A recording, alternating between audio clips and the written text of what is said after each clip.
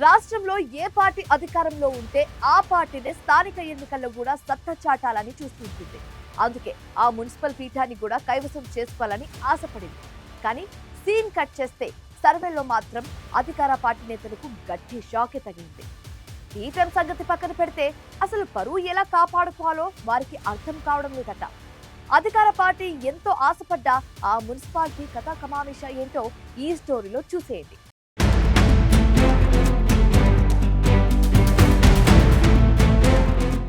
తెలంగాణ ఉద్యమ సమయంలో సిద్దిపేటకు ప్రత్యేక గుర్తింపు దక్కింది. దశాబ్దాలుగా ఈ నియోజకవర్గం తెలంగాణ భావజాలానికి అండగా నిలుస్తూ వస్తుంది. రాష్ట్రంలోని ఏ పార్టీ అధికారంలో ఉన్నా ఇక్కడి ఎమ్మెల్యేతో పాటు మున్సిపాలిటీని సైతం గులాబీ పార్టీనే కైవసం చేసుకుంటుంది. సిద్దిపేట మున్సిపల్ పాలకవర్గం పదవీకాలం ఇటీవలే ముగిసింది. త్వరలో ఇక్కడ మున్సిపల్ ఎన్నికలు జరగనున్నాయి. బీఆర్ఎస్ కు కంచుకోటలో ఉన్న సిద్దిపేట మున్సిపాలిటీని కైవసం చేసుకుని తమ సత్తా చాటాలని అధికార కాంగ్రెస్ పార్టీ ఆశపడింది. ఎన్నికల నేపథ్యంలో అసలు ప్రజాభిప్రాయం ఎలా ఉందో తెలుసుకునేందుకు అధికార కాంగ్రెస్ పార్టీ ఇక్కడ సర్వే చేయించింది. అయితే ఈ సర్వే ఫలితాలు ఆ పార్టీ నేతలను తీవ్ర నిరాశకు గురిచేశాయంట.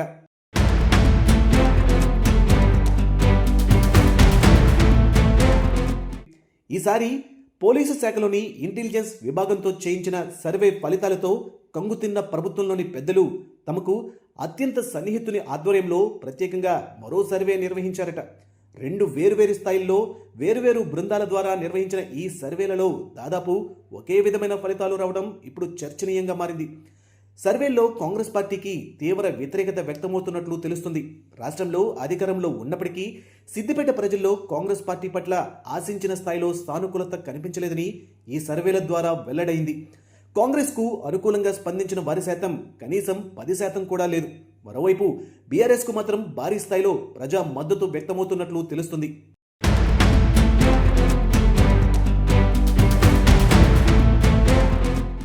సర్వేలో పాల్గొన్న వారిలో 80% పైగా మంది బీఆర్ఎస్కు అనుకూలంగా స్పందించినట్లు తెలుస్తుంది. సిద్దిపేట రాజకీయాలలో అభివృద్ధి అంశం ఎప్పుడూ ప్రధాన చర్చగా ఉంటుంది. గతంలో చేపట్టిన అభివృద్ధి కార్యక్రమాలు, మౌలిక వసతుల కల్పన కోసం చేసిన కృషి వంటి అంశాల వల్ల ప్రజల్లో బీఆర్ఎస్ నాయకత్వంపై సానుకూల అభిప్రాయం బలంగా ఉన్నట్లు తెలుస్తుంది. కాంగ్రెస్ ప్రభుత్వం ఏర్పడిన తరువాత అభివృద్ధి పనులు ఆగిపోయాయన్న భావన కూడా ప్రజల్లో ఉన్నట్లు సర్వేల్లో తేలింది.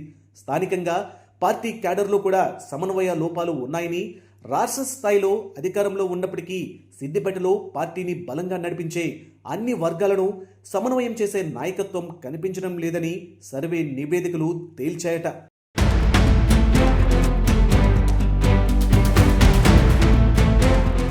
ఇక సిద్దిపేట ఎమ్మెల్యే హరీష్ రావుపై ప్రజల్లో ఉన్న ఆదరణపై కూడా సర్వే చేశారట. నియోజకవర్గ అభివృద్ధి, ప్రజలకు అందుబాటులో ఉండటం, స్థానిక సమస్యల పరిష్కారంలో చొరవ వంటి అంశాల ఆధారంగా 91% మంది ఆయన పనితీరుపై సంతృప్తి వ్యక్తం చేసినట్లు తెలుస్తుంది. రాష్ట్రంలో ప్రభుత్వం మారినప్పటికీ సిద్దిపేటలో మాత్రం హరీష్ రావు వ్యక్తిగత ఇమేజ్ ఏమాత్రం తగ్గలేదు. ఈ ఇమేజే మున్సిపల్ ఎన్నికలను ప్రభావితం చేయనున్నాయని తేలింది. ఈ సర్వే నివేదికలు పార్టీ అధిష్టానానికి చేరిన తర్వాత పరిస్థితిపై కాంగ్రెస్ నాయకత్వం ప్రత్యేక దృష్టి సారించింది. సిద్దిపేటలో పార్టీ పరిస్థితి, బలహీనతలు, స్థానిక అసంతృప్తికి కారణాలు, ప్రజల్లో ఉన్న అభిప్రాయాలపై విస్తృత చర్చ జరుగుతున్నట్లు తెలుస్తుంది. ఈ నేపథ్యంలో ముఖ్యమంత్రి రేవంత్ రెడ్డి ఇటీవల స్థానిక నేతలతో సమావేశమై పార్టీ పరిస్థితిని సమీక్షించారట. ఎన్నికలకు ముందు పరిస్థితిని మార్చేందుకు ప్రత్యేక కార్యాచరణ రూపొందించాలనే దిశగా పార్టీ ఆలోచిస్తున్నట్లు తెలుస్తుంది. కనీసం రాజకీయంగా గౌరవప్రదమైన ఫలితాలు సాధించేందుకు అధికార కాంగ్రెస్ వ్యూహాలు రచిస్తుందట. సర్వేలు చూపించిన ఈ సంకేతాలు ఎన్నికల నాటికి ఎంతవరకు వాస్తవ రూపం దాల్చుతాయో లేదో వేచి చూడాలి.